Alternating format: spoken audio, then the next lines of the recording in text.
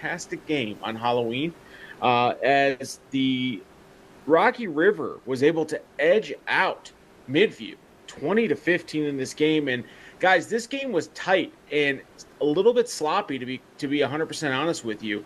And when it comes to penalties and miscues, the game was tied 7-7 thanks to a Rocky River touchdown by Tristan Hughes, who will be a guest on our show later on tonight. His first touchdown of the night came on a 3-yard touchdown pass from Ryan Taylor to take the early 7-0 lead. Midview, who was also plagued by penalties and miscues in the first half, got a Marcus McMahon touchdown from 10 yards out to tie the score at half 7-7.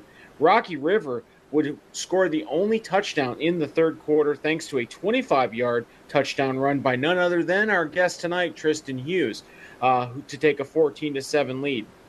It was then that Midview would respond very early in the fourth quarter with a 6-yard touchdown pass from Shea Williams to Zach Wallace. And in a bold move, Midview decided to go for two because this game was a very defensive game, thinking, hey, this may be the issue here. They do go for two, and they convert. And with midway through the fourth quarter, we had a 14-15 game in favor of the Middies, and it was getting a little bit quiet there in Rocky River with the way the defenses were playing.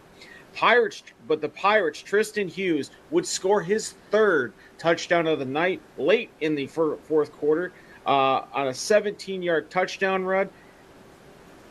Rocky River also elected at this point to go for two to hopefully stretch that lead, and didn't want Midview to win this game on a walk-off touchdown.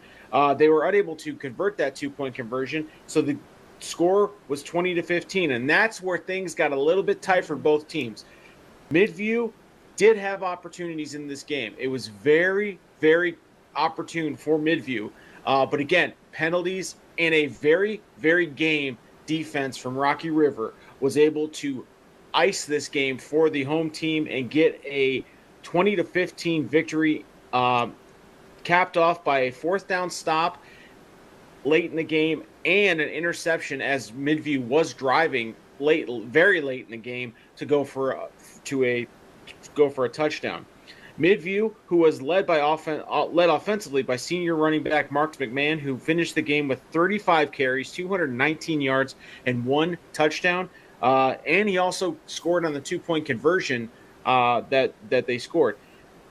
Marcus McMahon would finish the season with 146 points total, which is second best season record in school history. He also finished with 1,340 rushing yards, fourth best in school history. Rocky River was led offensively by a wide receiver, and you might as well call him a running back at this point as well, Tristan Hughes. He had 11 receptions for 102 yards and a pass and a receiving touchdown.